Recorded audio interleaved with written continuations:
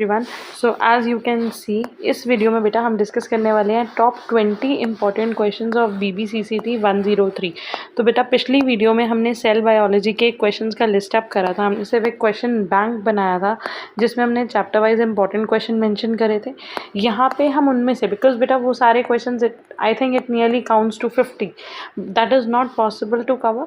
So in this video I will try कि उसमें से टॉप 50 क्वेश्चन जो कि ज़्यादा इंपॉर्टेंट लग रहे हैं, जिनकी प्रायोरिटी ज़्यादा है, तो हम उसको स्टार्ट करेंगे।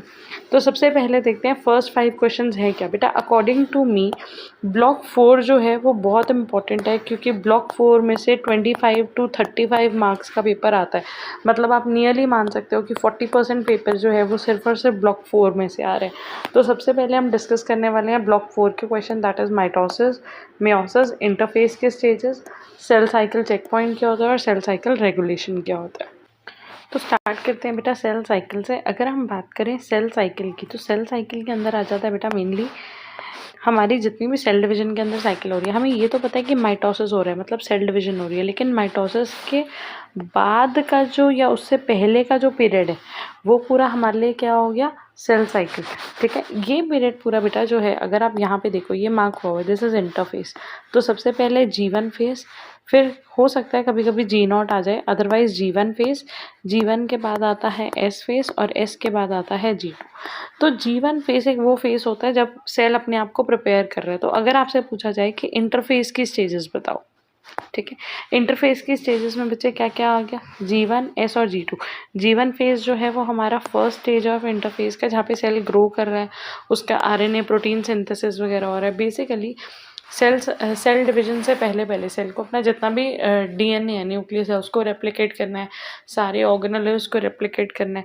तो रेप्लिकेशन शुरू होने से पहले सेल अपने आप को प्रिपेयर कर रहा होता है फॉर दिस रेप्लिकेशन, ताकि वो RNA, प्रोटीन, एंजाइम्स, हार्मोन, सारे ग्रोथ फैक्टर्स जो है वो प्रेजेंट हो, माइक्रोट्यूब्यूल्स प्रेजेंट हो। तो ये सारी चीज़ें जब सेल इन चीज़ों पे वर्कआउट कर रहा है, तो वो फेस हमारा कौन सा हो गया, वो फेस हमारा हो गया बेटा G1 फेस।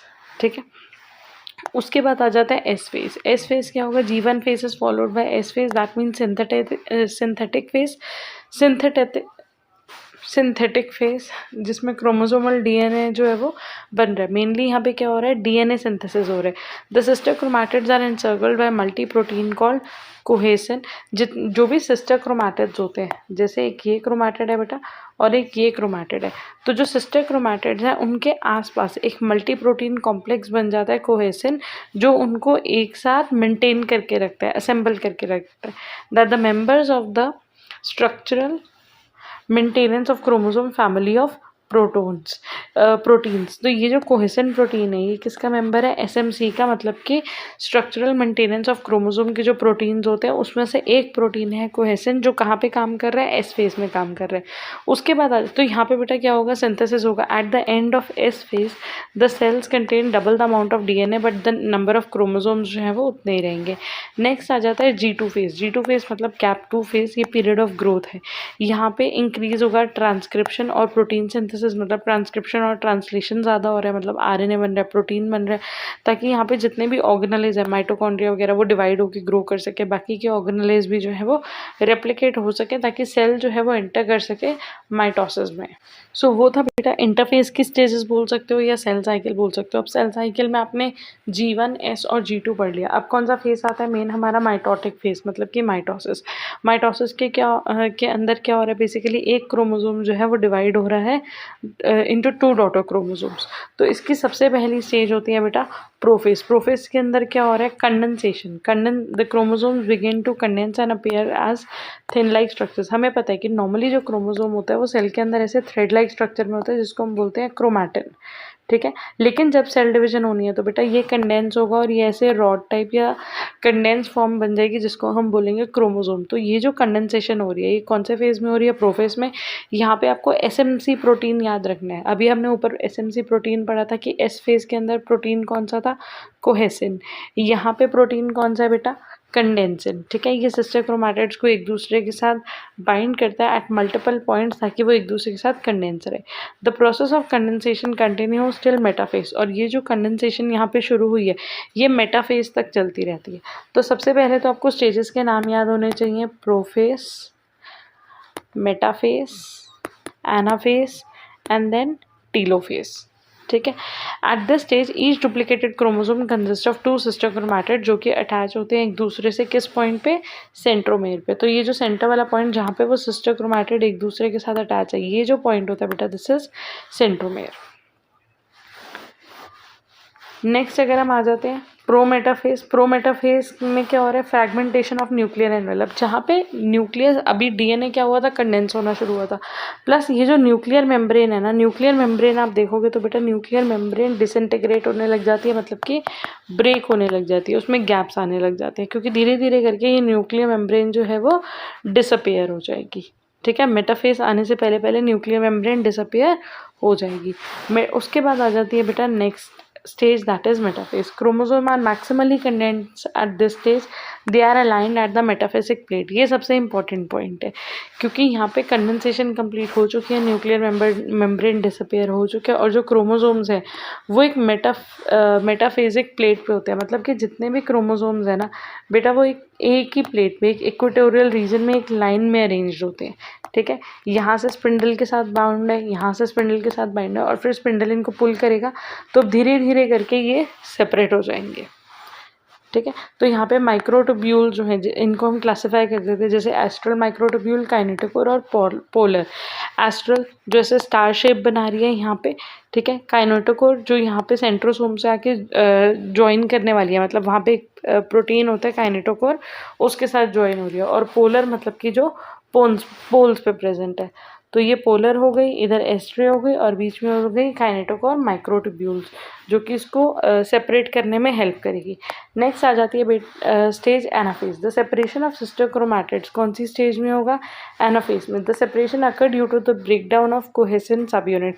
जो कोहेसन सब यूनिट हम ऊपर पढ़ के आए, कोहेसन सब यूनिट ने क्या करा था, सिस्टर क्रोमैटिड्स के आसपास इनसर्कल करा हुआ था और उनको बाइंड करा हुआ था। ठीक है। उसको ब्रेक करेगा, कौन ब्रेक करेगा, एक प्रोटीएज एंजाइम, दैट इज सेपरेस। तो अब यहाँ पे तीसरा एंजाइम या हार्मोन का नाम आपको याद रखना है, सेपरेस। वो उसको हेसिन प्रोटीन को ब्रेक करेगा, जिसकी वजह से सिस्टर क्रोमैटिड जो थे वो अब एक दूसरे से मूव करना शुरू कर देंगे apart. The movement of sister chromatids to the pole is assisted by another round of dynamic behaviour of microtubule. Microtubule की मूवमेंट की वजह से जो सिस्टर क्रोमैटिड है वो ऑपोजिट साइड पे, ऑपोजिट पोल्स की तरफ मूव करना शुरू कर देंगे। During anaphase movement the chromosomes assume different shapes depending on the position of the centromere. कभी कभी वी शेप, कभी एल, कभी जे, कभी आई, अलग अलग फेज वो अपीयर कर रहे होते हैं। ठीक है।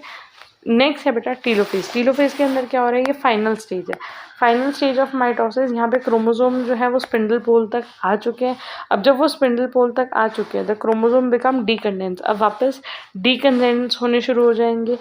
Resume transcription, the nucleolus reappear, vesicle fuse to form nuclear membrane. तो जो चीज़ें प्रोफेज में हो रही थी कि कंडेंस हो रहे थे, न्यूक्लियर मेम्ब्रेन डिसइंटीग्रेट होना शुरू हो रही थी, यहाँ पे उसके रिवर्स इवेंट्स अकर करेंगे। ठीक है।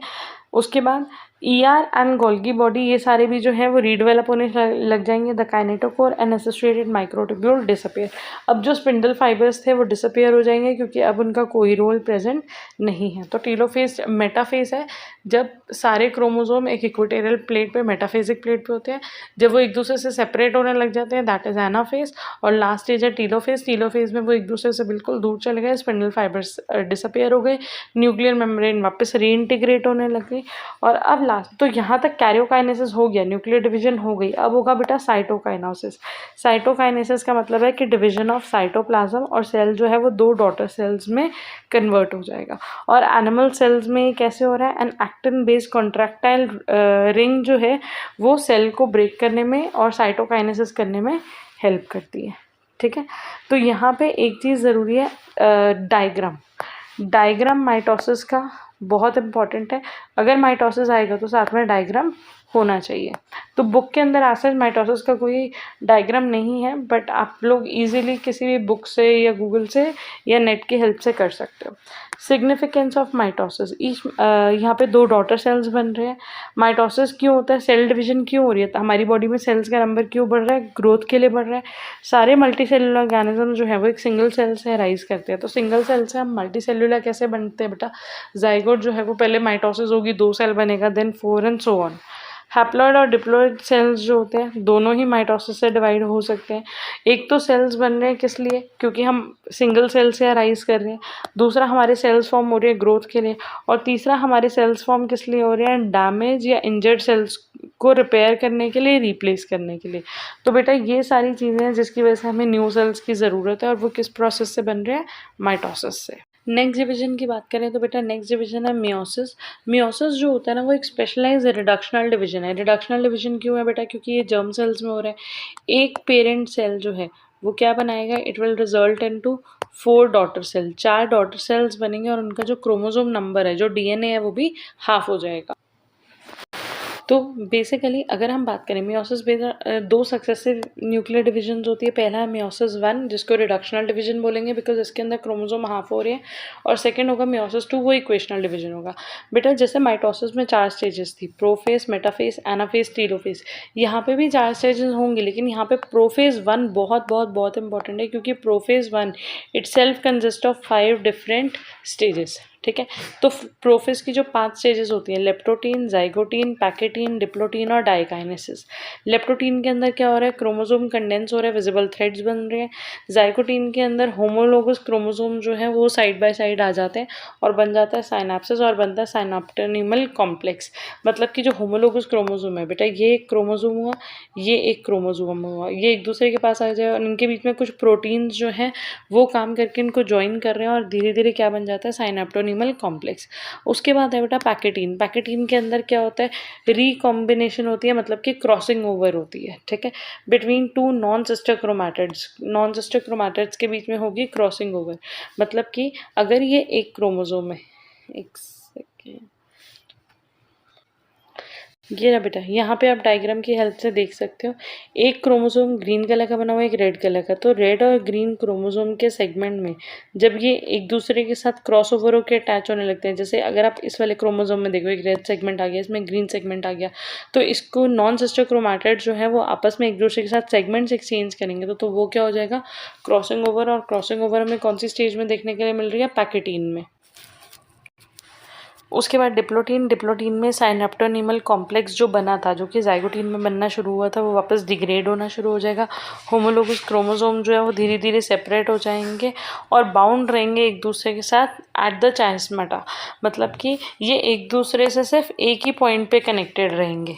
ठीक है, ये जो क्रोमोसोम है, जैसे एक ये हो गया और एक और क्रोमोसोम यहाँ पे हो गया, तो ये सिर्फ एक ही पॉइंट पे एक दूसरे से कनेक्टेड रहेंगे, और वो जो पॉइंट ऑफ कनेक्शन होगा उसको बोलेंगे बेटा chiasmata, point of crossing over. Diakinesis, chiasmata terminalize हो जाता है, न्यूक्लियोलस ब्रेक हो जाता है, न्यूक्लियर एनवेलप फ्रेगमेंट हो जाता है। उसके बाद मेटाफेज में सारे जो हैं वो एक डबल रो बना रहे होंगे, जैसे माइटोसिस में हमने कहा था कि सारे एक ही अलाइनमेंट में थे। ठीक है, यहाँ पे बेटा क्या होगा, जैसे ये एक होमोलोगस, फिर यहाँ पे एक, फिर यहाँ पे एक, तो ये एक पेयर है, ये दूसरा है, ये तीसरा है। यहाँ से स्पिंडल से अटैच है और इधर से भी स्पिंडल से अटैच है। और फिर एनाफेज में ये सेपरेट हो जाएंगे, ऑपोजिट साइड पे पुल हो जाएंगे, जिसकी वजह से होमोलोगस क्रोमोसोम्स जो है वो सेपरेट हो रहे हैं। दैट रिमाइंड्स मी, एक क्वेश्चन आता है कि what is the difference between anaphase 1 and anaphase of mitosis.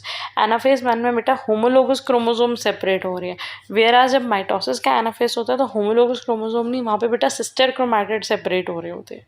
ठीक है, टीलोफेज में क्या होगा, न्यूक्लियर मेम्ब्रेन वापस रिफॉर्म होने लग जाएगी। जैसे भी हमने पढ़ा था माइटोसिस में कि प्रोफेज के अंदर जो चेंजेस हो रहे थे बेसिकली वो रिवर्ट हो रहे हैं। न्यूक्लियर डीएनए जो है वो डीकंडेंस होने लग जाएगा, न्यूक्लियर एनवेलप वापस फॉर्म होने लग जाएगा।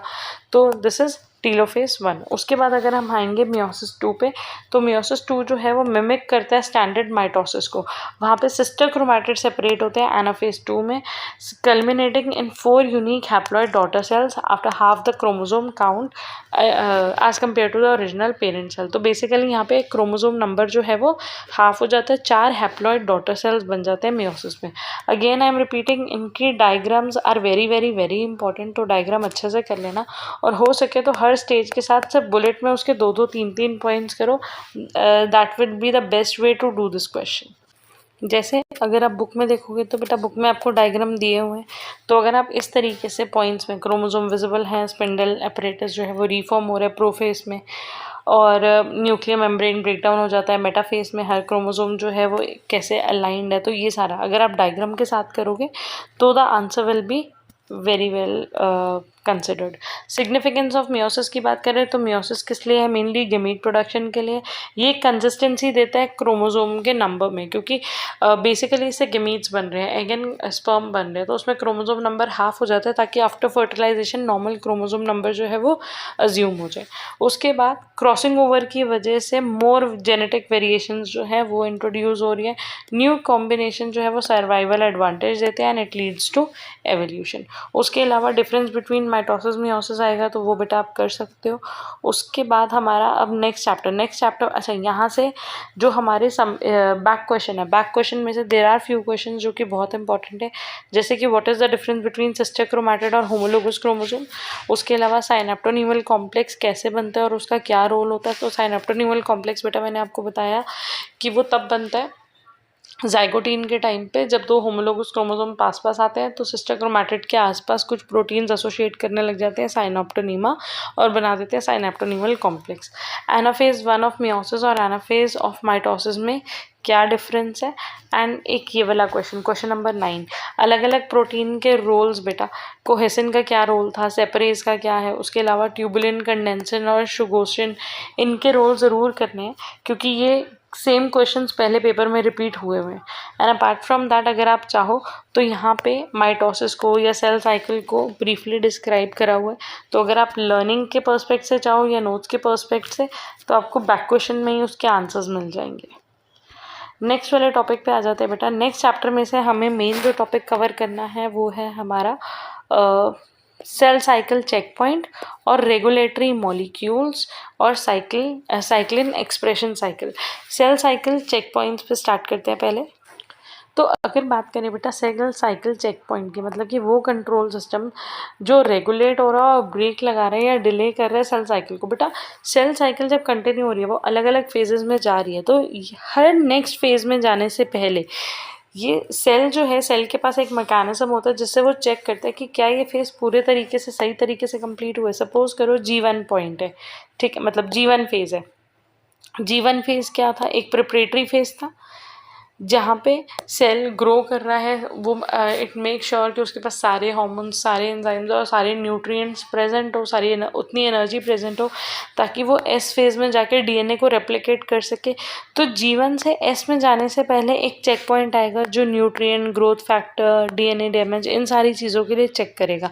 अगर सपोज करो यहाँ पे ये चेक पास नहीं होता तो सेल थोड़े टाइम के लिए G0 फेज या रेस्टिंग स्टेट के अंदर एंटर हो जाता है और ये टेम्परेरी फेज है, ठीक है। उसके बाद अगर मान लो ये चेक पॉइंट सही से क्लियर हो जाता है तो जी किसके अंदर एंटर कर जाएगा?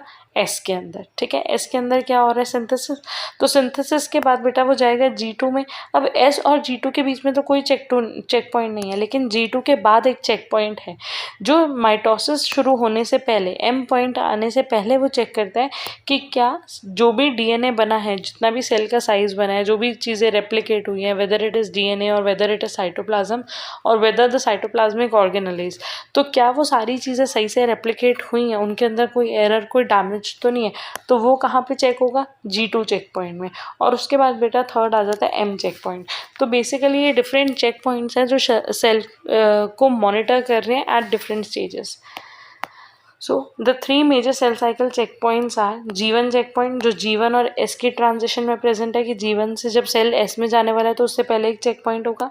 G2 चेक पॉइंट जो G2 और M की ट्रांजिशन में प्रेजेंट है। एंड M या स्पिंडल चेक पॉइंट जो ट्रांजिशन में प्रेजेंट है मेटाफेज टू एनाफेज। तो जब मेटाफेज से एनाफेज में सेल जा रहा होता है तो उस टाइम पे जो चेक पॉइंट प्रेजेंट है वो बेटा M चेक पॉइंट। यहाँ से बेटा आप चेक पॉइंट्स का फंक्शन देख सकते हो। जो G1S चेक पॉइंट है वो असेस कर रहा है सेल साइज को, nutrient availability, growth factor, DNA damage. Once cell passes this point तो मतलब कि वो कमिट हो गया डीएनए रेप्लिकेशन के लिए और एस फेज में एंटर होने के लिए। नेक्स्ट पॉइंट है बेटा G2M के बीच में, ये G2 से M के बीच में जब ट्रांजिशन हो रही होती है यहाँ पे प्रेजेंट होता है। ये चेक करता है इंटीग्रिटी ऑफ रेप्लिकेटेड डीएनए, जो डीएनए रेप्लिकेट हुए कहीं वो डैमेज तो नहीं है, कहीं खराब तो नहीं है। इफ अनरेप्लिकेटेड और damage DNA is detected the cell cycle cycle is arrested to allow for repair mechanism. तो सेल साइकिल रुक जाएगी थोड़े टाइम के लिए, माइटोसिस में एंटर नहीं करेगी और वहाँ पे पहले होगा डैमेज रिपेयर। उसके बाद तीसरा चेक पॉइंट है बेटा एम चेक पॉइंट या स्पिंडल असेंबली, जो मेटाफेज से एनाफेज के बीच में प्रेजेंट होता है और ये मॉनिटर करता है, ये देखता है कि क्या वहाँ पे माइक्रोट्यूब्यूल्स जो हैं वो अच्छे से ओरिएंटेड है। एक सेकंड, हाँ जी, तो वो मॉनिटर करता है the proper bio oriented attachment of kinetochores to spindle microtubule, मतलब कि स्पिंडल फाइबर्स जो हैं क्या वो काइनेटोकोर होते हैं, वो प्रोटीन जो बेटा सेंट्रोमेयर्स पे प्रेजेंट होते हैं। It prevent the activation of anaphase promoting complex until all the chromosomes are aligned. वो तब तक क्रोमोसोम्स को क्योंकि मेटाफेज में क्या है बेटा, मेटाफेसिक प्लेट पे आके सारे क्रोमोसोम्स जो हैं वो या सिस्टर क्रोमैटिड जो है वो स्पिंडल से अटैच है। अब उसके बाद एनाफेज में क्या होगा, they will pull apart and move to the opposite poles, but this separation will not take place unless it is checked that the spindles are correctly connected with the chromatids और the chromosome. तो अगर spindle का connection chromosome के साथ अच्छे से है, separation करने से पहले वो चेक करा जाता है, ठीक है। नेक्स्ट बेटा cell cycle regulation. Cell cycle regulation की अगर हम बात, अब सेल साइकिल रेगुलेशन हो कैसे रहा है बेटा, चेक पॉइंट्स की हेल्प से हो रहा है, ठीक है। किसकी हेल्प से हो रहा है, चेक पॉइंट की हेल्प से। लेकिन अब ये समझने वाली बात है, चेक पॉइंट हमने समझ लिया कि 3 जगहों पे चेक पॉइंट प्रेजेंट है, लेकिन वो चेक पॉइंट काम कैसे कर रहे हैं, वो सेल डिवीजन को मॉनिटर कर कैसे रहे हैं और कैसे काम कर रहे हैं। तो वो काम कर रहे हैं बेटा with the help of certain chemical, जिनको हम बोलते हैं साइक्लिन और CDK। क्या बोलते हैं, साइक्लिन और CDK। तो basically the cell control system coordinate करता है सेल साइकिल के साथ, वो हर फेज के ट्रांजिशन को मॉनिटर कर रहा है कि वो एक्टिवली ट्रांसफ़र हो with the help of molecules. कुछ मॉलिक्यूल पॉजिटिव रेगुलेटर भी हो सकते हैं और कुछ मॉलिक्यूल नेगेटिव रेगुलेटर भी हो सकते हैं। पॉजिटिव मतलब जो उसको हेल्प करेंगे कि वो नेक्स्ट फेज में जाए, और नेगेटिव रेगुलेटर्स वो होंगे जो उसको ब्लॉक कर देंगे। नेगेटिव रेगुलेटर में होता है बेटा एक P53 प्रोटीन होता है, ठीक है, जो सेल्स की मतलब कंट्रोल्ड डिवीजन कराता है या अनकंट्रोल्ड डिवीजन को रोकने में भी हेल्प करता है। तो इसीलिए हम इसको ट्यूमर सप्रेसर जीन भी बोलते हैं। अगर हम आते हैं मेन रेगुलेटरी मॉलिक्यूल्स पे, तो मेन रेगुलेटरी मॉलिक्यूल है बेटा साइक्लिन और CDK। CDK का मतलब ये है cyclin dependent kinase. Cyclin dependent kinase मतलब वो मॉलिक्यूल जो साइक्लिन पे डिपेंडेंट है। और काइनेस क्या होता है बेटा, काइनेस वो होता है जो फॉस्फोराइलेशन करता है। तो मतलब ये क्या करेंगे, ये साइक्लिन पे डिपेंडेंट है, अगर साइक्लिन सही होगा तो ये किसी अनदर मॉलिक्यूल A या B में फॉस्फेट ग्रुप अटैच करके उस मॉलिक्यूल को एक्टिवेट कर देंगे, ठीक है। So the cell control mechanism is based on positive regulator cyclin and CDK। Cyclin dependent kinases जो होते हैं उनमें कौन से अमीनो एसिड्स होते हैं, सेरीन या थ्रियोनिन काइनेसेस होते हैं, लो मॉलिक्यूलर वेट होता है। और ये जो होते हैं ये हेट्रोमेरिक प्रोटीन काइनेस है, इनका एक रेगुलेटरी यूनिट होता है और एक कैटालिटिक यूनिट होता है। नाउ अब ये जो होता है ना बेटा, जो साइक्लिन और CDK हैं, there are different type of cyclin and different type of CDK। Cyclin के भी अलग अलग मॉलिक्यूल है, cyclin A B C D E, और CDKs भी 1 2 3 4, देयर आर डिफरेंट CDKs। हर साइक्लिन एक स्पेसिफिक CDK के साथ काम करके कॉम्प्लेक्स बनाता है, ठीक है। तो हमें मेजर कॉम्बिनेशन याद रखने हैं कि कौन सा साइक्लिन कौन से CDK के साथ कंबाइन कर रहा है। Among them, only 4 classes of cyclin CDKs are required for eukaryotic cell cycle। अगर हम इस कॉम्प्लेक्स की बात करें जो जीवन में हो रहा है, जीवन में बेटा क्या हो रहा है, साइक्लिन E और CDK 2 मिलके कॉम्प्लेक्स बना रहे हैं, ठीक है। तो जो हमारा जीवन S फेज वाला ट्रांजिशन था, वहाँ पे कौन सा रेगुलेटरी मॉलिक्यूल प्रेजेंट है, साइक्लिन E, जो किसके साथ बाइंड करेगा, CDK 2 के साथ। सेकेंड जो है बेटा, जो S फेज को इनिशिएट करने में हेल्प कर रहा है वो है साइक्लिन A और CDK 2। साइक्लिन A1 किसके साथ बाइंड करेगा, CDK 2 के साथ। G2 फेज के अंदर साइक्लिन A जो है वो किसके साथ बाइंड करेगा, CDK 1 के साथ, और वो अलाउ करेगा प्रोग्रेशन की G2 से M फेज के अंदर एंटर हो सकता है सेल, ठीक है। And cyclin B CDK 1 is required to coordinate the reorganisation of the skeleton. Plus यहाँ पे माइक्रोट्यूब्यूल्स अच्छे से असेंबल हो जाए, तो इसीलिए साइक्लिन B किसके साथ बाइंड कर रहे हैं, साइक्लिन डिपेंडेंट काइनेस 1 के साथ, ठीक है। तो ये फेसेस के हिसाब से आपको याद रखने हैं। अब फोर्थ वाला अगर हम कॉम्बिनेशन देखें, तो फोर्थ कॉम्बिनेशन में साइक्लिन D जो है, whether it is cyclin D1 D2 D3, वो किसके साथ बाइंड कर रहे हैं, CDK 6 के साथ या फिर CDK 4 के साथ, और रेगुलेट करता है लेट G1 को, ठीक है, G1 से S में जो ट्रांजिशन हो रहा है उसको। तो यहाँ पे आप नीचे डायग्राम में देख सकते हो, अगर आप ये डायग्राम देख लोगे तो आप ये रेगुलेटरी मॉलिक्यूल्स आपको अपने आप याद हो जाएंगे। तो यहाँ पे बेटा G2 फेज के अंदर क्या प्रेजेंट है, G2 फेज के अंदर CDK1 और साइक्लिन A प्रेजेंट है। M फेज के अंदर M फेज को रेगुलेट कौन कर रहा है, CDK1 और साइक्लिन B रेगुलेट कर रहा है। उसके बाद G1 के अंदर G0 से G1 में जो ट्रांजिशन हो रहा है वहाँ पे है CDK4 और साइक्लिन D1 भी हो सकता है, D2 भी हो सकता है। उस नेक्स्ट जो हमारा है G1 से S के बीच में जब ट्रांजिशन हो रहा है यहाँ पे, तो यहाँ पे बेटा हमारे पास है CDK2 और साइक्लिन E, और लास्ट में S फेज के अंदर भी है CDK2 और साइक्लिन A1। ठीक है, तो आप इसे याद रख, इस तरीके से आप देखो, अगर आप पैटर्न समझो, यहाँ CDK1 है, साइक्लिन A और B है। ठीक है, यहाँ पे CDK2 है, CDK4 और 6 है, इधर साइक्लिन A, E और D। ठीक है, तो ये कॉम्बिनेशंस याद रखने हैं। जब ये एक्टिवेट हो जाएंगे, वंस एक्टिवेटेड, जब ये कॉम्प्लेक्स बन जाता है, मतलब कि CDK और साइक्लिन आपस में कंबाइन कर देते हैं, most cyclin dependent kinase associate with cyclin to form the complex. और जब ये कॉम्प्लेक्स बन जाएगा, the resultant complex requires further modification to become active. Once activated, ये एक्टिवेट हो गया तो ये फॉस्फोराइलेट करेगा आगे के टारगेट प्रोटीन्स को उनका काम करने के लिए, और साइक्लिन जो है वो डिग्रेड हो जाएगा। ठीक है, काइनेज का वर्ड ही है, मतलब ही यही है बेटा, फॉस्फोराइलेट करना। इस चैप्टर का जो नेक्स्ट इंपॉर्टेंट क्वेश्चन है वो हमारे लिए है cyclin expression cycle. Cyclin expression cycle के अंदर क्या होता है बेटा, जो साइक्लिन मॉलिक्यूल्स की जो कॉन्सेंट्रेशन है ना, वो तो चेंज होती है over the period of time, लेकिन जो CDK है ना, उसकी जो कॉन्सेंट्रेशन है वो फिक्स रहेगी। मतलब CDK की वैल्यू फिक्स रहने वाली है, लेकिन साइक्लिन कभी बढ़ेगा कभी कम होगा, साइक्लिन बढ़ेगा कम होगा। तो बेसिकली ये जो साइक्लिन का एक्सप्रेशन है, ये भी सेल साइकिल को कंट्रोल कर रहे हैं। जैसे अगर हमने बोला साइक्लिन A जो है वो CDK2 के साथ बाइंड करता है, लेकिन CDK2 प्रेजेंट है, बट अगर साइक्लिन कम प्रेजेंट है या ज़्यादा प्रेजेंट है, तो जो कॉम्प्लेक्स बनेंगे वो अलग अलग बनेंगे, और उस हिसाब से सेल साइकिल वर्कआउट करेगी। In eukaryote, multiple cyclin participate during the cycle. Each of these cyclin peak at different time. इनमें से अलग अलग साइक्लिन की जो पीक है वो अलग अलग टाइम पे आ रही है। अगर आप यहाँ पे देखो बेटा, ये जो रेड कलर से लाइन बनी हुई है साइक्लिन D की है, ग्रीन कलर से जो लाइन बनी हुई है साइक्लिन E की है। अब साइक्लिन E S फेज के मिड में आके मैक्सिमम पीक पे होता है, उसके बाद डिग्रेड होने लग जाता है। सिमिलरली साइक्लिन A जो है वो G2 फेज में पीक कर रहा होता है, साइक्लिन B जो है वो माइटोसिस में आके पीक कर रहा होता है। तो इनके जो मैक्सिमम वैल्यू है वो अलग अलग फेजेस ऑफ सेल साइकिल में प्रेजेंट है, and function as regulatory partners with CDKs. Both cyclin and CDK must present at high concentration, तभी सेल अच्छे से डिवाइड करेगा और काम करेगा। The rise and fall in the level of cyclin allows one complex to complete its job for the other to take over.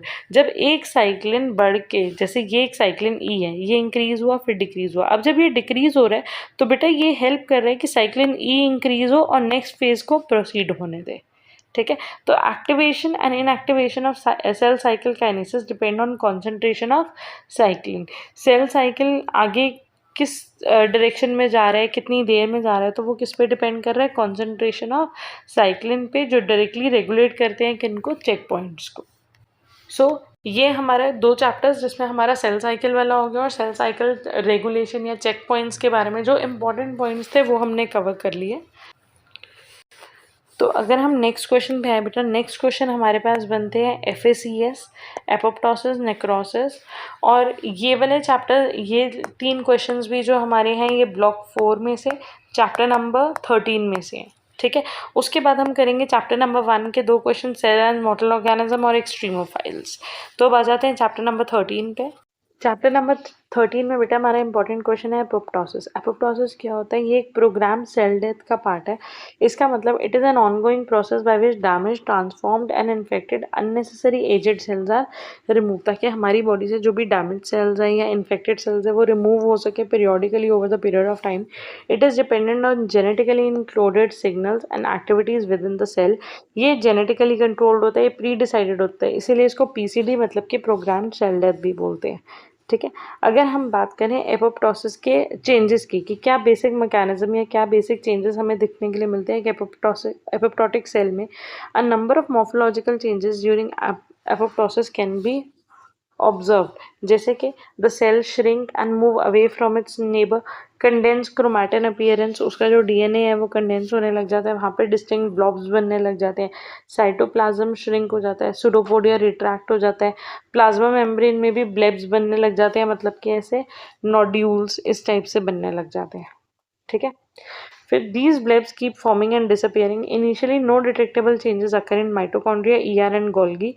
During apoptosis, a number of apoptotic bodies are generally formed by budding that are packed with organelles with or without nuclear fragment. तो मतलब कि इसमें से बहुत सारा जो material है वो बड ऑफ होना शुरू हो जाता है। अगर आप यहाँ पे देखो तो ये जो बडिंग है ये हमें देखने के लिए मिलेगी और लास्ट में हमारे पास आ जाएंगे एपोप्टोटिक बॉडीज। तो ये तो चेंजेस है बेटा उसके स्ट्रक्चर में, दैट इज मॉर्फोलॉजिकल चेंजेस। अगर नेक्स्ट चेंजेस की बात करें which are biochemical changes, biochemical changes में क्या हो रहा है, the most dramatic molecular change in the apoptosis is internucleosomal DNA cleavage, मतलब कि न्यूक्लियोसोम में जो डीएनए है वो ब्रेक डाउन करने लग जाता है, क्लीव करने लग जाता है, that produces a ladder like pattern on gels. The activated caspases, अब यहाँ पे ना कैस्पेसेस एक मॉलिक्यूल आपको याद रखना है, ये कैस्पेसेस ही मेन ऐसे मॉलिक्यूल हैं जो सेल को वेदर एपोप्टोसिस हो रहा हो या निक्रोसिस हो रहा हो, मतलब सेल को डिग्रेड करने के लिए रिस्पॉन्सिबल होते हैं। The activated caspases relieve the inhibition of cleaving enzymes. The cross-linking of proteins by trans-glutaminase is another feature of apoptotic cells. ये क्या करेंगे बेटा, क्रॉस लिंकिंग ऑफ प्रोटीन्स कराने लग जाएंगे। उसके अलावा जब कैस्पेसिस एक्टिवेट होगा तो वो जो डीएनए क्लीविंग एंजाइम्स है उनको भी इनहिबिट कर देगा, ठीक है। तो ये दो चेंजेस थे हमारे मॉर्फोलॉजिकल और बायोलॉजिकल चेंजेस। अब एपोप्टोसिस में पाथवे, मतलब दो तरीके के पाथवे होते हैं, एक होता है बेटा एक्सट्रिंसिक पाथवे। एक्सट्रिंसिक पाथवे में सिंपल सी बात है, एक्सट्रिंसिक का मतलब क्या होता है, आउटसाइड, मतलब कि कोई एक्स्ट्रा सेल्यूलर लिगेंड है जो एपोप्टोसिस कॉज कर रहा है।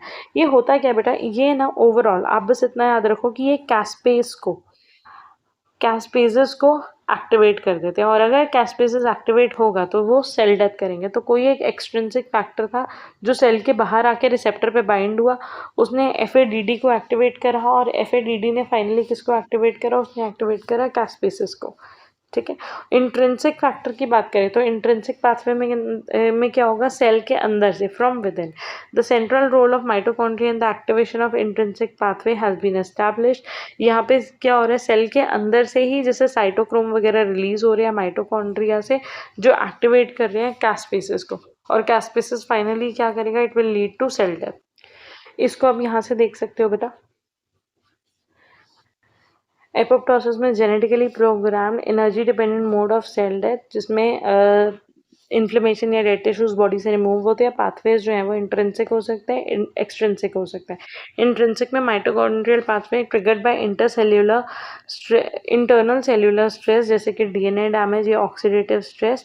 उसके अंदर जो प्रो एपोप्टोटिक प्रोटीन है, जैसे कि BCL2 प्रोटीन, बैक्स या बैक प्रोटीन जो होते हैं, वो पोर्स कर देंगे माइटोकॉन्ड्रियल मेम्ब्रेन के अंदर, और जब माइटोकॉन्ड्रियल मेम्ब्रेन के अंदर पोर्स हो जाएंगे वो रिलीज करेगा साइटोक्रोम सी। जब साइटोक्रोम सी रिलीज होगा तो साइटोक्रोम सी जो है वो इवेंचुअली एक्टिवेट कर देगा कैस्पेस 9 को। और एक्सट्रिंसिक फैक्टर के अंदर क्या हो रहा है, एक्सट्रिंसिक फैक्टर के अंदर एक्स्ट्रा सेल्यूलर सिग्नलिंग हो रही है, मतलब बाहर से कोई मॉलिक्यूल आके ट्रांसमेम्ब्रेन रिसेप्टर्स के साथ बाइंड कर रहे हैं, चाहे वो फैस हो चाहे वो TNF हो, और फिर बाद में कैस्पेस को एक्टिवेट कर रहे हैं, और दोनों ही पाथवे कन्वर्ज कर रहे हैं कहाँ पे, एक्टिवेशन ऑफ कैस्पेसिस पे। These proteases systematically cleave structural proteins activate करेंगे कैड को, मतलब कि कैस्पेस एक्टिवेट डीएनएस को। और डीएनएस का काम क्या होता है, मतलब बेटा डीएनएस वो मॉलिक्यूल जो डीएनए को डाइजेस्ट कर रहे हैं, तो डीएनए ब्रेक होना शुरू हो जाएगा और धीरे धीरे वो सेल जो है वो खत्म हो जाएगा। नेक्स्ट क्वेश्चन पे अगर हम आए, नेक्रोसिस। नेक्रोसिस में क्या होता है, is a passive unprogrammed form of cell death. तो एपोप्टोसिस क्या था, PCD, प्रोग्राम सेल डेथ। ये क्या है, अनप्रोग्राम, मतलब प्री डिसाइडेड नहीं था, वो सेल डैमेज नहीं हो रहा था, खराब नहीं हो रहा था, एज नहीं हो रहा था, लेकिन just because of sudden environmental factors या अक्यूट चेंजेस या सीवियर ट्रॉमा, कुछ भी, हाई टेम्परेचर, हाइपोक्सिया, कोई भी कंडीशन हो सकती है। Necrosis is characterised by metabolic failure, a lack of ATP and total loss of homeostatic control over membrane permeability. इसमें भी मेम्ब्रेन में होल्स होने लग जाते हैं और कैस्पेस जैसे मॉलिक्यूल जो है वो एक्टिवेट करके the same function will perform. यहाँ पे अगर हम बात करें morphological changes accompanying necrosis are swelling of cell, organise dysfunctional हो रही है, मेम्ब्रेन डिसइंटीग्रेट या रप्चर हो रही है, ठीक है। These effects are due to uncontrol entry of fluid into the cell. तो ये सारे फीचर्स हो गए किसके, नेक्रोटिक सेल के। तो नेक्रोटिक के अंदर भी जो सेल डेथ है वो एक्सीडेंटल सेल डेथ है या सडन सेल डेथ है, ठीक है जी। ये एक टेबल है जिसके अंदर आपको एपोप्टोसिस और नेक्रोसिस का बेस, एपोप्टोसिस और नेक्रोसिस के मेन डिफरेंसेस दिए हुए हैं जो कि इंपॉर्टेंट है और पेपर में आ सकते हैं। नेक्स्ट है बच्चे FACS which is where, yes which is है fluorescence activated cell sorting. FACS का मतलब होता है फ्लोरोसेंस एक्टिवेटेड सेल सॉर्टिंग। अब इसमें होता क्या है बेटा, एक्चुअली ये एक इंस्ट्रूमेंट की बात है, ये एक मशीन है जिसके अंदर हमने कोई सैंपल डाला, जिसमें से हमने कोई सैंपल पास करा। अब वो सैंपल में फ्लोरोसेंस है, मतलब कि हमने फ्लोरोक्रोम्स ऐड करे हुए हैं। जब लाइट पास करेगी तो ये जो है वो अलग अलग लाइट एमिट करेंगे, ठीक है। अब इसमें हो क्या रहा है कि इसमें हमने इस तरीके से इसको अरेंज करा है उस मशीन के अंदर कि इसमें जो भी अलग अलग मिक्सचर्स ऑफ सेल्स होंगे वो सेपरेट हो जाएंगे, और जो वो मशीन है, जो वो इंस्ट्रूमेंट है, वो हमें काउंट करके बता देगा कि कौन से सेल कितने कितने टाइप के कौन से सेल्स प्रेजेंट है। तो बेसिकली एक तरीके की डिफरेंशियल सेल काउंटिंग हो गई यहाँ पे। FACS की अगर हम बात करें, हाईली स्पेशलाइज फ्लो साइटोमेट्री है जो डिज़ाइन करती है आइसोलेट और सॉर्ट करने के लिए डिफरेंट पॉपुलेशन ऑफ सेल को एक हेट्रोजीनियस सस्पेंशन में से। इसका वर्किंग प्रिंसिपल क्या है, लेबलिंग। सबसे पहले सेल्स को इंक्यूबेट करा जाता है किसी फ्लोरोफोर कॉन्जुगेटेड एंटीबॉडीज, मतलब कि वहाँ पे अपने कोई फ्लोरोसेंट मॉलिक्यूल अटैच करना है, और ज़्यादातर फ्लोरोसेंट कोटेड एंटीबॉडीज ही अटैच करी जाती हैं against the specific surface markers, ठीक है, या फिर हमने उन्हें स्टेन कर दिया फ्लोरोसेंट डाइज के साथ। नेक्स्ट होगा hydrodynamic focusing. The cell suspension is focused into a single fine stream wrapped in sheath fluid passing one by one through the focused line laser beam. अब क्या होगा बेटा, वो फ्लूइड जो है वो पास करा जाएगा लाइट से, ठीक है, लेजर लाइट के थ्रू वो फ्लूइड को धीरे धीरे करके पास करेंगे। नेक्स्ट आ जाएगा signal detection. The instrument records forward scatter, मतलब कि सेल साइज को इंडिकेट करेगा, और साइड स्कैटर जो होता है वो उसमें कितने ग्रैन्यूल्स हैं उसको डिटेक्ट करेगा, ठीक है। फ्लोरोसेंस वेवलेंथ एमिट होंगे, मतलब अलग अलग लाइट जो है वो प्रोड्यूस होगी। तो यहाँ पे दो स्कैटर्स हैं, एक है फॉरवर्ड स्कैटर और एक है साइड स्कैटर काउंट। और forward scatter usually cell size को मेजर कर रहा है, साइड स्कैटर जो है उसके ग्रैन्युलर स्ट्रक्चर या उसके साइटोप्लाज्म को चेक कर रहे हैं। लास्ट आ जाता है बेटा droplet charging and detection. The stream is vibrated.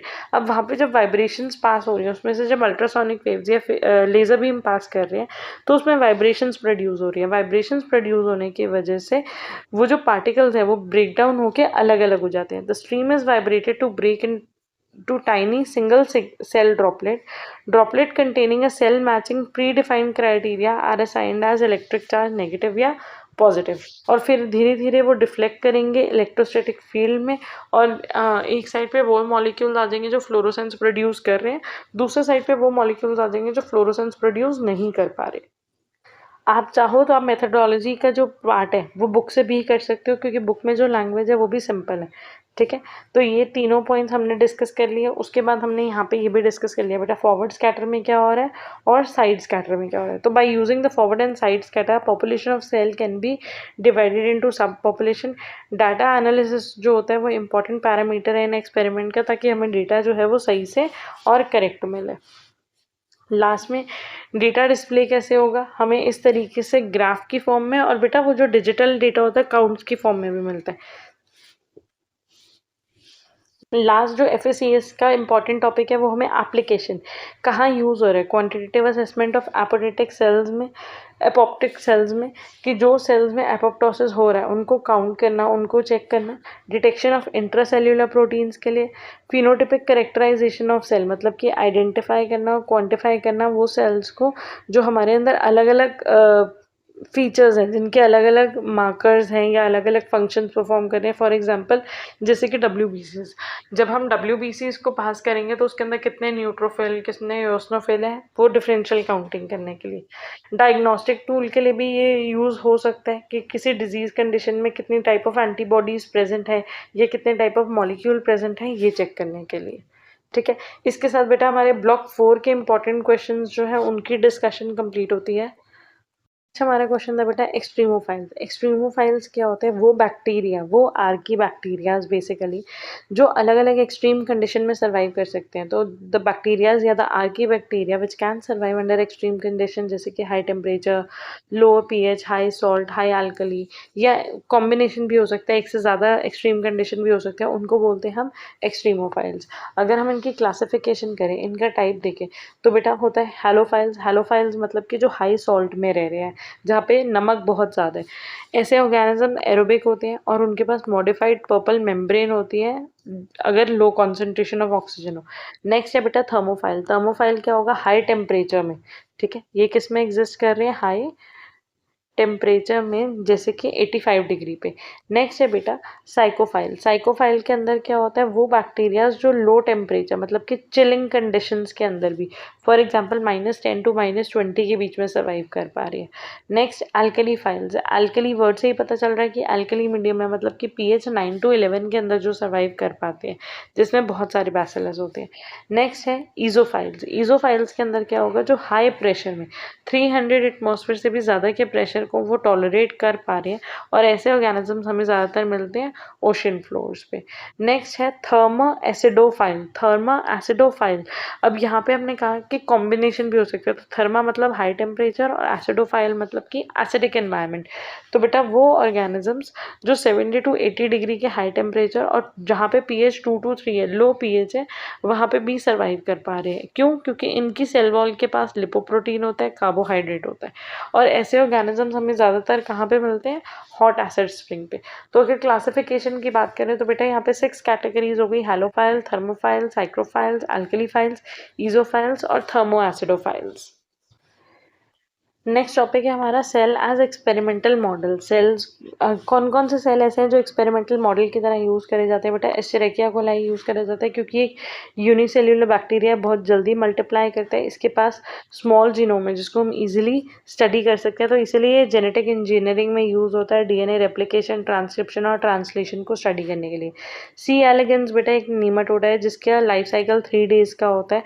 ये मेनली इसलिए यूज़ करा जाता है क्योंकि एक तो ये स्मॉल साइज़ का है, ईजी टू प्रोड्यूस है, बहुत सारे एग्स प्रोड्यूस करता है पर डे। पर सबसे बड़ी बात, इसको यूज़ करते हैं डेवलपमेंटल बायोलॉजी में, क्योंकि इसकी ट्रांसपेरेंट बॉडी है। ट्रांसपेरेंट बॉडी होने की वजह से इसका जो भी फेट ऑफ सेल है उसको ईजिली स्टडी करा जा सकता है, देखा जा सकता है। Cultures can be frozen and retrieved with ease. तो इसको एपोप्टोसिस स्टडी करने के लिए, आरएनए इंटरफेस या डेवलपमेंटल बायोलॉजी के बारे में अगर स्टडी करना हो तो वहाँ पे सी एलिगेंस का यूज़ करा जाता है। नेक्स्ट है बेटा ड्रोसोफिला मेलानोगास्टर। ड्रोसोफिला मेलानोगास्टर का भी जो लाइफ साइकिल होता है वो बहुत शॉर्ट होता है। Sexually dimorphic. डायमॉर्फिक मतलब बेटा 2 मॉर्फोलॉजी, तो मेल्स दिखने में अलग है, फीमेल्स दिखने में अलग है, ठीक है। उसके बाद इनमें बैंडिंग अपीयरेंस होती है। यहाँ पे हमें डिटेक्शंस मतलब एब्रेशंस की, जो भी क्रोमोसोमल एब्रेशंस होती हैं वो इजीली पढ़ पाते हैं, तो इसको भी स्टडी करा जाता है डेवलपमेंटल और जेनेटिक्स की स्टडीज़ के लिए, बायोलॉजिकल रिदम को पढ़ने के लिए, बेसिक प्रॉपर्टीज़ ऑफ हेरिडिटी जैसे जीन मैपिंग या सेक्स लिंक्ड इनहेरिटेंस जो होते हैं वो ड्रोसोफिला मेलानोगास्टर की हेल्प से पढ़ा गया। नेक्स्ट है बेटा सैकेरोमाइसिस सर्विसी, जिसको हम नॉर्मली यीस्ट बोलते हैं। तो यीस्ट जो होते हैं वो यूनिसेल्युलर यूकैरियोट है, ये हैप्लॉइड भी हो सकते हैं और ये डिप्लॉइड की फॉर्म में भी एग्जिस्ट कर सकते हैं। इसको हम सेल साइकिल को स्टडी करने के लिए, जेनेटिक रिकॉम्बिनेशन को स्टडी करने के लिए यूज़ कर सकते हैं। नेक्स्ट ऑर्गेनिज्म है बेटा फ्लावरिंग प्लांट्स। फ्लावरिंग प्लांट्स जो होते हैं उनका शॉर्ट जनरेशन टाइम है और उनको डेवलपमेंटल ऑफ फ्लोरल स्ट्रक्चर्स को पढ़ने के लिए यूज़ करा जा सकता है। Danio rerio that is zebra fish. Zebra fish जो होती है वो बहुत स्मॉल होती है, फर्टिलाइजेशन और डेवलपमेंट जो होती है वो एक्सटर्नल होती है। प्लस सबसे बड़ा प्लस पॉइंट है बेटा यहाँ पर ट्रांसपेरेंट एम्ब्रियो है, जिसकी वजह से उसकी डेवलपमेंट को अच्छे से देख के स्टडी करा जा सकता है, ठीक है। नेक्स्ट जीमेज मतलब कि कॉर्न, ये मोनोकॉट सीरियल कॉर्ब है जिनके क्रोमोसोम के ऊपर नॉब प्रेजेंट होता है, तो ये ट्रांसपोजेबल जीन एलिमेंट्स को स्टडी करने के लिए यूज होते हैं। Next mouse. माउस जो होते हैं वो बहुत जल्दी रिप्रोड्यूस कर लेते हैं, इजी टू मेंटेन होते हैं, इजीली इनब्रेड करा जा सकता है, और इनको यूज़ करते हैं जेनेटिक्स के लिए, कार्सिनोजेनिक फैक्टर्स को स्टडी करने के लिए, ह्यूमन डिजीजेस को स्टडी करने के लिए, क्योंकि ये भी ह्यूमन के साथ बहुत सारे कॉमन जीन्स जो होते हैं वो शेयर करते हैं मैमल्स की तरह। और पार्किंसन डिजीज़ या बहुत सारे डिजीज़ेस की जब मेडिसिन्स बनानी होती है तो उसके लिए यूज़ होते हैं। So the genomes of the commonly used models have now been sequence, इन सबको अब सीक्वेंस करा जा चुका है, इनका डीएनए सीक्वेंस होता है और उसके बेसिस पे इनकी होमोलॉजी ह्यूमन जीन्स के साथ कितनी है वो रिलेट करी जा सकती है। तो यहाँ तक बेटा हमारे जो 10 क्वेश्चन है जिसमें हमने सेल एज मॉडल ऑर्गेनिज्म और एक्सट्रीमोफाइल्स के बारे में भी पढ़ लिया, तो हमारे 10 क्वेश्चंस ब्लॉक 4 का और ब्लॉक 1 का जो क्वेश्चन था वो कंप्लीट होते हैं। अगर हम बात करते हैं बेटा नेक्स्ट क्वेश्चन की, नेक्स्ट क्वेश्चन है हमारा role of Golgi operators in protein sorting. Protein sorting में बेटा होता क्या है, आरईआर प्रोटीन बना रहे हैं, आरईआर जो प्रोटीन बना रहा है ना वो बेटा किसको दे रहा है, गोल्गी को, ठीक है। और गोल्गी कैसे उस प्रोटीन को आगे ट्रांसपोर्ट कर रहा है, उससे क्या कर रहा है, दैट इज प्रोटीन सॉर्टिंग। अब गोल्गी का इस तरीके से कर्व पार्ट होता है, ठीक है। ये फेज है सिस फेज, सिस फेज से प्रोटीन एंटर होंगे और जहाँ पे भी ये ट्रांसपोर्ट करेगा वहाँ ऐसे वेसिकल्स पिंच आउट होकर निकलेंगे एंड दैट इज ट्रांसफेज। तो आपको याद रखना है गोल्गी के दो फेज हैं, सिस फेज और ट्रांसफेज। सिस फेज फॉर्मिंग फेज होता है और ट्रांसफेज रिलीजिंग फेज होता है, ठीक है। तो Golgi operator serve as the central sorting and dispatching hub for proteins translocated from RER. तो जो भी आरईआर से रफ एंडोप्लाज्मिक रेटिकुलम से प्रोटीन आया है वो डिस्पैच होगा किसके थ्रू, गोल्गी के through. As the protein migrate from cis Golgi network, CGN से कहाँ जा रहे हैं, मीडियल सिस्टर्ने में, और फिर ट्रांस की तरफ जा रहे हैं, दे अंडरगो स्ट्रक्चरल मॉडिफिकेशन। और जब वो सिस से ट्रांस की तरफ जा रहे होते हैं तो उसके बीच में मॉडिफिकेशन हो रही होती है। सॉर्टिंग पाथवेज इन टीजीए, मतलब कि ट्रांस गोल्गी नेटवर्क में कौन कौन से सॉर्टिंग पाथवे हैं, lysosome enzyme targeting, that means enzyme destined for lysosome are modified in the cis Golgi with mannose 6 phosphate tag. मतलब कि जो एंजाइम लाइसोसोम तक जाने हैं उन पे कौन सा टैग लगेगा बेटा, M6P। When they reach TGN specific M6P receptors bind these protein, उनको पैक करेंगे क्लैथरीन कोटेड वेसिकल्स के साथ और भेज देंगे लाइसोसोम के साथ। बच्चे इस बात को सीधा सा सिंपल भाषा में अगर समझे, सपोज करो हमने कोई एक लेटर है, कोई एप्लीकेशन है जो लिखी और वो कहीं पे भेजनी है। अब जब भेजनी है तो उस एप्लीकेशन के ऊपर एड्रेस होगा, ठीक है, ये जहाँ हम भेज रहे हैं वहाँ की डिटेल्स होंगी, तो वो एड्रेस के बेसिस पे ही वो उस जगह तक टारगेट साइट तक पहुँचेगी ना। सेम यहाँ पे भी प्रोटीन को कहाँ भेजना है। अब आरईआर ने जितने भी प्रोटीन्स बनाए हैं वो किसको देता जा रहा है, गोल्गी को देता जा रहा है। गोल्गी ने उन्हीं प्रोटीन्स को आगे ट्रांसपोर्ट करना है, कुछ को लाइसोसोम तक भेजना है, कुछ को माइटोकॉन्ड्रिया तक भेजना है, कुछ को किसी और ऑर्गन तक भेजना है, कुछ को फैगोसोम तक भेजना है, तो अलग अलग ऑर्गेनले तक भेजना है। तो जब उसने भेजना है वो उन पर क्या करेगा, जैसे हम एड्रेस लिखते हैं वो वहाँ पर टैगिंग करेगा, ठीक है। तो यहाँ पे सिस फेस के अंदर जो लाइसोसोम तक प्रोटीन जाने हैं उनके ऊपर टैग लगा M6P, उस टैग को किसने बढ़ाया, टीजीएन ने। तो टीजीएन क्या कर रहा है, ऐसे वेसिकल बना के, वेसिकल के अंदर वो प्रोटीन या जो भी मॉलिक्यूल होता है फिल करके उसको भेजता है। तो उसने उसे वेसिकल बनाया और वेसिकल के ऊपर कोटिंग किसकी होगी, क्लैथरिन मॉलिक्यूल्स की, ठीक है। क्लैथरिन कोटेड मॉलिक्यूल्स होंगे जो कहाँ पे एंड अप करेंगे, एंडोसोम और लाइसोसोम तक पहुँच जाएंगे। उसके बाद है regulated secretion pathway, specialise secretory protein, secretory protein जैसे कि हार्मोन, डाइजेस्टिव एंजाइम वगैरह, वो सारे कहाँ पे इकट्ठे हो जाएंगे, टीजीएन में। They are packed in regulatory secretory vesicles that move to the cell cortex fuse with the plasma membrane only upon receiving extra cellular signal. इसका मतलब ये है कि ये जो मॉलिक्यूल्स हैं ये धीरे धीरे रिलीज होते रहेंगे, ग्रेजुअली धीरे धीरे करके सेल के कॉर्टेक्स में, सेल की आउटर साइड पे रिलीज हो रहे हैं, और जब ज़रूरत होती है तो ये प्लाज्मा मेम्ब्रेन के साथ फ्यूज होते हैं और सेल से बाहर निकल जाते हैं।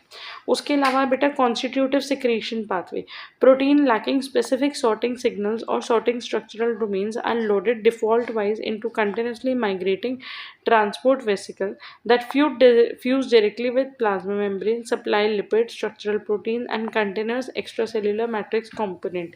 इसका मतलब बेटा ये हुआ, अब वो प्रोटीन जिनके ऊपर कोई टैगिंग नहीं हुई, जिनका कोई डिस्टाइन नहीं है कि उन प्रोटीन को कहाँ भेजना है, उनकी कोई सॉर्टिंग नहीं है, तो धीरे धीरे करके पहले वो थोड़े टाइम तक टीजीएन में ही घूमते रहेंगे, मतलब कि ट्रांस गोल्गी नेटवर्क के अंदर घूमते रहेंगे, क्योंकि सिस मैंने आपको बताया ये वाला फेज कौन सा है, सिस। सिस सिर्फ कहाँ से निकलेगा, वो ट्रांस से। बीच का जो एक फेज आता है दैट इज मीडियल, ठीक है। तो सिस से वो प्रोटीन कहाँ तक पहुँच गए, ट्रांसफेज तक पहुँचे, और जब वो ट्रांसफेज तक पहुँच गए तो थोड़े टाइम तक वो ट्रांसफेज में ही रहेंगे। उसके बाद वो डिफ्यूज़ आउट किसके साथ हो जाएंगे, प्लाज्मा मेम्ब्रेन के साथ डिफ्यूज़ होकर सेल से बाहर निकल जाएंगे, और फिर जहाँ पे कहीं पे प्लाज्मा मेम्ब्रेन बनाने पे, कहीं पे एक्स्ट्रा सेलुलर मैट्रिक्स बनाने में काम आएंगे। नेक्स्ट क्वेश्चन है बेटा साइटोस्केलेटल प्रोटीन। साइटोस्केलेटल प्रोटीन क्या है, सेल के अंदर का एक डायनामिक फ्रेमवर्क जो कि सेल के साइटोप्लाज्म में प्रेजेंट है, सेल को हेल्प कर रहा है शेप प्रोवाइड करने में, इंटीग्रिटी में और कार्गो ट्रांसपोर्ट में, मतलब कि ट्रांसपोर्ट के अंदर। सेल के अंदर मेन जो साइटोस्केलेटन प्रोटीन है वो है बेटा माइक्रोफिलामेंट, इंटरमीडिएट फिलामेंट और माइक्रोट्यूब्यूल। अगर हम माइक्रोफिलामेंट की बात करें तो माइक्रोफिलामेंट के अंदर बेटा प्रेजेंट होता है ग्लोब्यूलर जी एक्टिन, जी मतलब ग्लोब्यूलर। तो ग्लोब्यूलर जी एक्टिन के मॉलिक्यूल्स होते हैं जो पॉलीमराइज कर देते हैं, पॉलीमराइज करके बाद में वो एक हेलिकल फिलामेंट बनाते हैं और जो सेल के फ्रेम बनाने में हेल्प करता है। ठीक है, दे गवर्न सेल शेप, सेल की मोटिलिटी मतलब कि फिलोपोडिया, फ्लैजेला, ये सारी चीज़ें बनाने में हेल्प करेंगे, मसल कॉन्ट्रैक्शन में, साइटोकाइनेसिस में हेल्प करेंगे। इंटरमीडिएट फिलामेंट, इंटरमीडिएट फिलामेंट कैसे होते हैं बेटा? इंटरमीडिएट फिलामेंट होते हैं non polar tough protein quotes होते हैं, जो जैसे कि कैरेटिन, विमेटिन, न्यूक्लियर लैमिनिड्स। इनका काम क्या होता है? ये सेल को बहुत स्ट्रॉन्ग मतलब एक्सट्रीम स्ट्रेंथ प्रोवाइड करते हैं, मैकेनिकल स्ट्रेस को अब्जॉर्ब करते हैं, न्यूक्लियस को होल्ड करके रखते हैं और बाकी ऑर्गेनेल्स को भी होल्ड करके रखते हैं उनकी जगह पे। नेक्स्ट है बच्चे माइक्रोट्यूब्यूल्स। माइक्रोट्यूब्यूल्स होते हैं होलो सिलेंडर की तरह, जो जीटीपी डिपेंडेंट पॉलीमराइजेशन मतलब कि एनर्जी लगेगी तो ये पॉलीमराइज होंगे, पॉलीमराइज होके लंबी लंबी फिलामेंट्स बना देते हैं। Okay, so if you want, ये जो 3 टाइप के फिलामेंट है, आप चाहो तो बुक के समरी पॉइंट से भी बेटा इनके बारे में आप पढ़ सकते हो। ठीक है, यहाँ पे अगर आप देखो आपको दिया हुआ है माइक्रोट्यूब्यूल के बारे में, फिर नेक्स्ट में आपको नीचे दिया हुआ है एक्टिन फिलामेंट्स के बारे में, ये एक्टिन फिलामेंट्स के बारे में दिया हुआ है और उसके बाद इंटरमीडिएट फिलामेंट के बारे में। तो अगर आप समरी पॉइंट से भी इनके स्ट्रक्चर और फंक्शंस लर्न कर लो। बहुत बार इसका जो क्वेश्चन आता है वो क्वेश्चन बेसिकली आता है कंपेयर करने के लिए। अगर आप यहाँ पे देखो तो आपको तीनों टाइप ऑफ फिलामेंट जो है माइक्रोट्यूब्यूल, इंटरमीडिएट और एक्टिन फिलामेंट को कंपेयर करके इसके बीच में डिफरेंस बता देगा। नेक्स्ट क्वेश्चन है बेटा ग्लाइकोसाइलेशन। ग्लाइकोसाइलेशन का मतलब होता है कि प्रोटीन ग्लाइकोसाइलेशन, मतलब कि जो भी प्रोटीन मॉलिक्यूल्स हैं, प्रोटीन के साथ कोई ना कोई कार्बोहाइड्रेट को अटैच करना। ठीक है, कार्बोहाइड्रेट को कोवलेंटली बाइंड करना। So it is highly organise enzyme catalyse modification, जहाँ पे कार्बोहाइड्रेट जो है वो कोवलेंटली अटैच हो रहा है प्रोटीन के साथ। और ये क्या हेल्प करेगा? ये डिक्टेट करेगा कि प्रोटीन की फोल्डिंग कैसे होनी है, कहाँ पे होनी है, प्रोटीन कितना स्टेबल है या नहीं, और प्रोटीन की रिकॉग्निशन प्रॉपर्टीज़ कि इस प्रोटीन को कहाँ पे भेजना है। तो अगर हम बात करें अटैचमेंट साइट के बेसिस पे, तो बेटा 2 तरीके के ग्लाइकोसाइलेशन है which is very important, N linked and O linked. N linked मतलब कि नाइट्रोजन पे आके कार्बोहाइड्रेट अटैच हो रहा है। नाइट्रोजन कहाँ था? अमाइड पे। तो अमाइड ग्रुप के नाइट्रोजन पे आके अगर कार्बोहाइड्रेट अटैच होता है तो उसको बोलेंगे N linked glycosylation. O linked glycosylation में क्या होगा? जो कार्बोहाइड्रेट है वो हाइड्रोक्सिल ग्रुप के ऑक्सीजन पे आके अटैच हो रहे हैं। ज़्यादातर ऐसा किसमें होता है? सेरीन और थ्रियोनीन जैसे अमीनो एसिड्स में।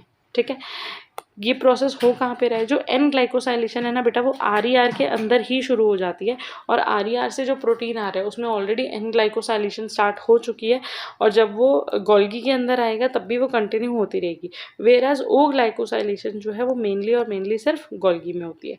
मैकेनिज्म की बात करें, pre assemble conserve 14 sugar core oligosaccharide जो होता है वो ट्रांसफर हो जाता है membrane lipid layer called dolichol phosphate to the nascent protein. मतलब कि एक 14 कोर शुगर ओलिगोसेकेराइड जो है वो सीधा सीधा ट्रांसफर हो जाएगा। ठीक है, लेकिन ओ ग्लाइकोसाइलेशन में क्या होगा? शुगर्स धीरे धीरे एक एक करके, पहले एक यूनिट ऐड होगा, फिर दूसरा, फिर तीसरा, 1 monosaccharide at a time directly onto the protein backbone by special glycosyl transferase enzymes. ठीक है, तो यहाँ पे आपको ध्यान रखना है कि एन ग्लाइकोसाइलेशन आर में स्टार्ट हुई, ओ गोल्गी में स्टार्ट होती है। एन ग्लाइकोसाइलेशन में सीधा एक ओलिगोसेकेराइड जो है वो आके अटैच हो जाता है, वेयरएज ओ ग्लाइकोसाइलेशन में मोनोसेकेराइड सिक्वेंशियली अटैच होते हैं। प्राइमरी फंक्शन की अगर हम बात करें तो ये क्रूशियल है प्रोटीन फोल्डिंग के लिए, क्वालिटी कंट्रोल के लिए, और अगर ओ ग्लाइकोसाइलेशन की बात करें तो सेल सरफेस रिकॉग्निशन के लिए मेनली इंपॉर्टेंट है। उसके बाद नेक्स्ट आ जाता है बेटा folding of protein in endoplasmic reticulum. इसमें क्या होगा? द ल्यूमन ऑफ आर में स्पेशलाइज एनवायरनमेंट होता है जिसकी वजह से मॉलिक्यूलर चैपरॉन्स जो हैं या प्रोसेसिंग एंजाइम्स जो हैं वो फोल्ड होने लग जाते हैं पॉलीपेप्टाइड्स के साथ और एक नेटिव कॉन्फर्मेशन एज्यूम कर लेते हैं। सो बेटा यहाँ तक हमने नियरली 13 to 14 क्वेश्चंस कवर कर लिए हैं। So I am ending the video over here only as it is getting too long. I hope though we were not able to complete our 20 questions but at least जो हमने 10 to 13 questions cover करे हैं, I hope वो आपको अच्छे से समझ में आए होंगे। So thank you for watching.